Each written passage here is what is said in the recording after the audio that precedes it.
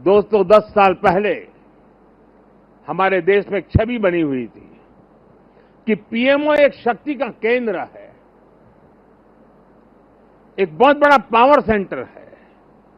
और मैं न सत्ता के लिए पैदा हुआ हूं, न मैं शक्ति अर्जित करने के लिए सोचता हूं। मेरे लिए पीएमओ सत्ता केंद्र बने, पीएमओ शक्ति केंद्र बने, ये न मेरी इच्छा है न मेरा वो रास्ता है। और इसलिए 2014 से हमने जो कदम उठाए, आपने मार्क किया होगा, और पहले जो पीएमओ में रहे होंगे उनसे पूछ लेना, हमने इसको एक कैटलिक एजेंट के रूप में ही डेवलप करने की कोशिश की है।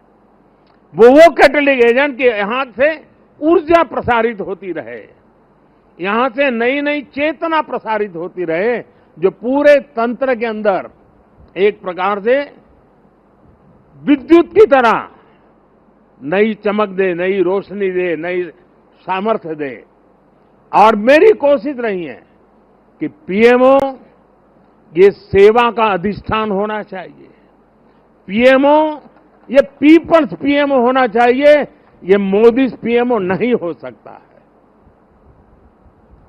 और इसलिए मेरे दिल दिमाग में सिवाय 140 करोड़ कोई नहीं, और मेरे लिए 140 करोड़ नागरिक नहीं है,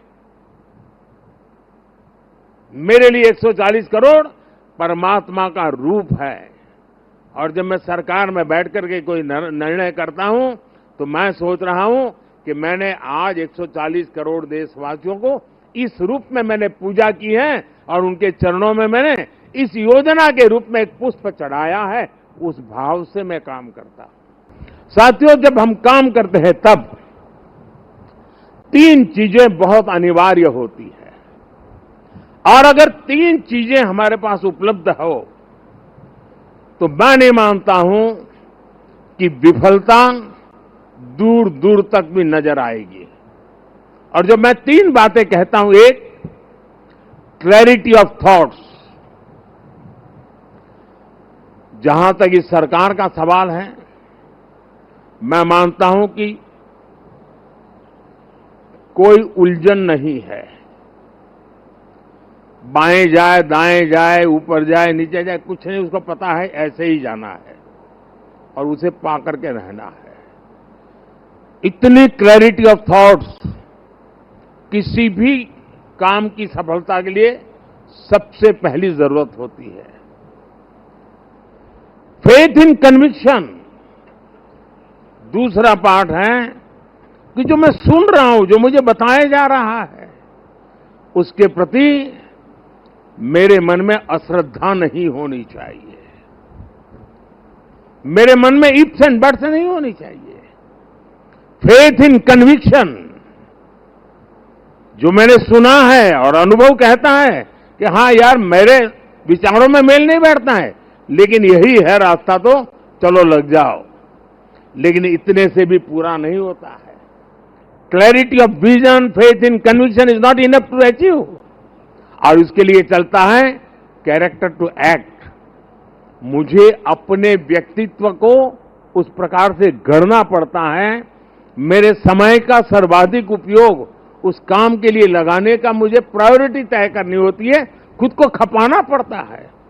मेरा शरीर, मेरा मन, बुद्धि, सब कुछ मेरा कैरेक्टर टू एक्ट, उस काम को पूर्ण करने वाले कैरेक्टर के रूप में अगर निकलता है तो मैं परिणामों को प्राप्त कर। मेरी टीम के पास ये सब कुछ संभव है दोस्तों। जिस टीम ने मुझे 10 साल में बहुत कुछ दिया है, उसमें हम और नया क्या कर सकते हैं, और अच्छा कैसे कर सकते हैं, और जल्दी कैसे कर सकते हैं, और ज्यादा स्केल पर कैसे कर सकते हैं। अगर उन चीजों को लेकर के आप साथ ही आगे बढ़ते हैं तो मुझे पक्का विश्वास है कि 140 करोड़ देशवासियों ने आपके पुरुषार्थ को मोहर लगाई है। ये चुनाव मोदी के भाषणों को मोहर नहीं है, ये चुनाव आपके 10 साल के हर सरकारी कर्मचारियों के पुरुषार्थ को मोहर लगी हुई है। इसलिए इस विजय के बड़े हकदार अगर कोई है तो आप लोग हैं। इस विजय के सच्चे हकदार कोई है तो भारत सरकार के हर कर्मचारी भी हैं कि जिन्होंने एक विजन के लिए अपने आप को खपा देने में कोई कमी नहीं रखी और देश में पहले से बहुत तेज गति से काम हुए, जिसका परिणाम भी नजर आ रहा है। लेकिन मैं एक नई ऊर्जा के साथ, नए हौसले के साथ आगे बढ़ना चाहता हूं। मैं विराम करने के लिए पैदा नहीं हुआ हूं। जिस टीम ने इतना बड़ा अचीवमेंट किया है, उसको स्वाभाविक मन करेगा कि यार कुछ अब बहुत हो गया, अब साहब थोड़ा शांति रखे तो अच्छा होगा। ये रोज नई नई चीज लेके आते हैं। लेकिन मैं मानता हूं अब मेरा दायित्व भी 10 साल मैंने जो सोचा है उसे ज्यादा सोचने का है, 10 साल जो किया है उसे ज्यादा करने का है। और अब जो करना है वो ग्लोबल बेंचमार्क को पार करने वाली दिशा में करना है। कल क्या थे और आज कितना अच्छा किया वो वक्त चला गया दोस्तों। पहले 5 पर थे, अब 10 पर पहुंच गए, वो वक्त पूरा हो चुका है। अब दुनिया इस विषय पर यहां पर है और ये इससे आगे कुछ नहीं है, तो उसके आगे हम होंगे।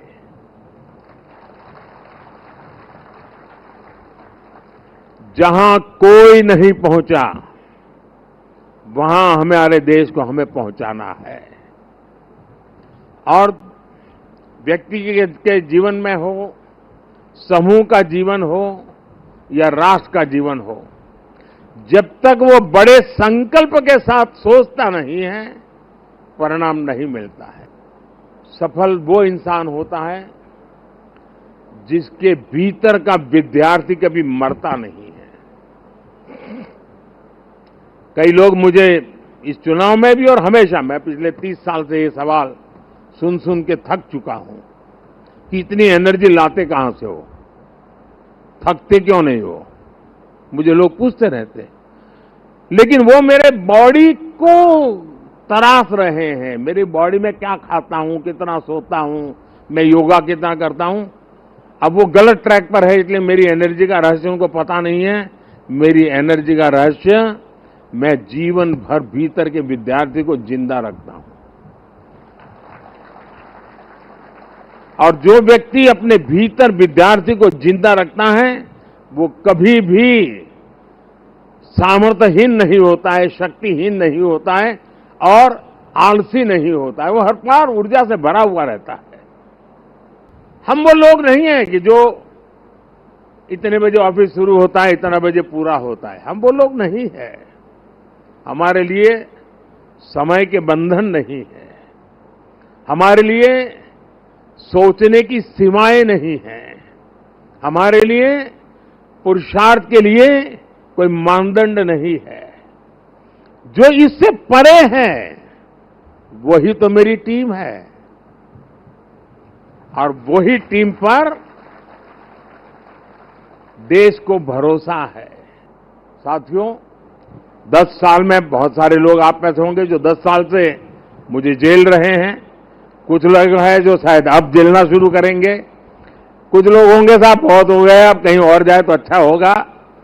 जो जाना चाहते हैं उनको मेरी तरफ से शुभकामनाएं हैं। आपने इतना किया इसलिए धन्यवाद है। जो आना चाहते हैं, अगर आज टीवी पर मेरी बात सुन करके जो मन भाव से खप जाना चाहता है 5 साल, आइए, निमंत्रण है। और हम मिल करके दोस्तों एक ही लक्ष्य, नेशन फर्स्ट, एक ही इरादा, 2047 विकसित भारत। और मैंने पब्लिकली कहा है, मेरा पल पल देश के नाम है। और मैंने ये भी वादा किया है देश को, 24/7 फॉर 2047। मुझे वो टीम से अपेक्षाएं हैं, मैं मेरी टीम से चाहता हूं। और उसमें भी मैंने मिला हुआ काम समय से पूरा कर दिया, मुझे मिला हुआ काम गलती के बिना कर दिया। मैं समझता हूं अच्छी चीज है, लेकिन परिपूर्णता नहीं है। मैंने उसमें वैल्यू एडिशन क्या किया? मैंने पूरा किया, लेकिन ज्यादा अच्छे से पूरा किया। मैंने पूरा किया, लेकिन आगे अब किसी के सर पे बोझ नहीं रहेगा, इतना मैंने करके रखा है। अगर हमारा भाव है, हर चीज में वैल्यू एडिशन, हर चीज में क्वालिटी अपग्रेडेशन, तो मुझे पक्का विश्वास है दोस्तों कि हम 5 साल के भीतर भीतर जिस सपनों को और संकल्प को लेकर के चले हैं, उसको हम परिपूर्ण कर सकते हैं। 10 साल का मेरा अनुभव है, जो तय किया उसको हम करके रहे हैं। तय भले मोदी ने किया, लेकिन करने वाले आप हैं, करके रहे हैं। हम सब मिलके करके रहे हैं। हम सबकी सामूहिक शक्ति का परिणाम है कि हमने एक कैटेगरी एजेंट के रूप में इसको काम किया है। सरकार की बात आती है तब वो अकेला मोदी नहीं होता है। उसके जो हजारों दिमाग उसके साथ जुड़े हुए हैं, हजारों मस्तिष्क जो इस काम में लगे हुए हैं, हजारों भुजाएं जिस काम को कर रही है, एक जो विराट रूप है, उसी का परिणाम होता है कि सामान्य मानवी को भी उसके सामर्थ्य का साक्षात्कार होता है। और एक बार जब सामर्थ्य का साक्षात्कार हो जाता है, तो समर्पण अपने आप समाहित हो जाता है। और ये पूरा 3 महीने का कालखंड उस सामर्थ्य के साक्षात्कार का, उस सामर्थ्य के प्रति समर्पण के भाव का, और उस समर्पण के अंदर नए संकल्पों की ऊर्जा जुड़ी हुई थी, जिसका परिणाम है कि आज हम फिर एक बार देश की सेवा के लिए प्रशस्त हो रहे हैं। आपको बहुत से लोग मिलेंगे व्यक्तिगत जीवन में, और खास करके टीनेज ग्रुप के जो लोग होते हैं, उनसे अगर बात करेंगे, अगर उस समय क्रिकेट की सीजन चलती है तो उसका मन करता है यार एक अच्छा क्रिकेटर बन जाओ। दिमाग में रहता है यार क्रिकेटर बन जाना है। एक अच्छी मूवी बड़ी पॉपुलर हो गई तो फिर मन में करता है यार ये फील्ड अच्छा है, मैं एक्टर बन जाऊं, मैं इसमें चला जाऊं। उसी समय मान लीजिए चंद्रयान की घटना घटी है तो उसको लगता है यार ये फील्ड बहुत अच्छा है, साइंटिस्ट बन जाओ।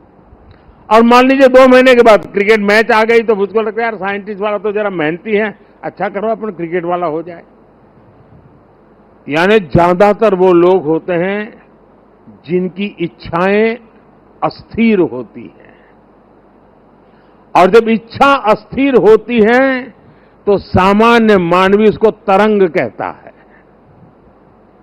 उसको लगता है यार तो तरंग ही है, एक सुबह एक सोचता है, दोपहर को दूसरा, तो इस पर बात मत करो यार, ऐसे ही हुड़दंगबाजी करता रहता है। इच्छा जब अस्थिर होती है तो दुनिया की नजरों में वो तरंग होता है, लेकिन जब इच्छा स्थिर हो जाती है और उसके अंदर एक लंबे अरसे तक इच्छा को स्थिरता मिल जाती है, तो इच्छा उस प्रक्रिया से गुजरती है जो संकल्प में बदलती है। इच्छा अगर अस्थिर है तो तरंग है, इच्छा अगर स्थिर है, स्थायी है, तो संकल्प में कन्वर्ट हो जाती है। और संकल्प के अंदर जब परिश्रम की पराकाष्ठा जुड़ जाती है, तब जाकर के सिद्धि प्राप्त होती है। और जीवन के हर काम को हम उस दिशा में देखना चाहिए। इच्छा प्लस स्थिरता इज इक्वल टू संकल्प, संकल्प प्लस परिश्रम इज इक्वल टू सिद्धि।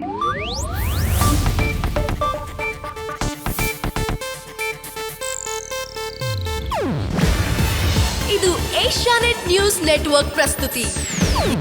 ನೀವು ನೋಡ್ತಿದ್ದೀರಾ ಏಷ್ಯಾನೆಟ್ ಸುವರ್ಣ ನ್ಯೂಸ್.